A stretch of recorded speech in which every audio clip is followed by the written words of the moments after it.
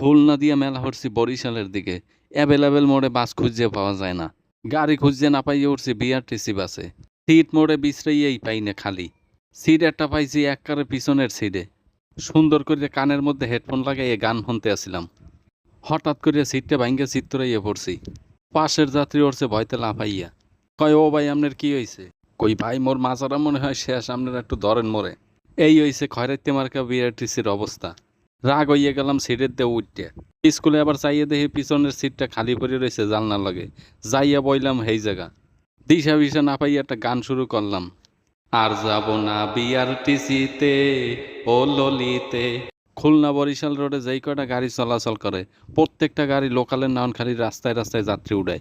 মনটাই চাইলে হালাক গর্ভক কটা দিয়ে টাস টুস করিয়া। জীবনে যদি বাইসে থাই আর কোনোদিন বিআরটিসিতে উঠবো না। খুলনায় দিয়ে বরিশাল আইতে লাগবে মাত্র 3 ঘন্টা। এই জায়গা মনে হয় আজকে 4 ঘন্টার বেশি লাগাইবে।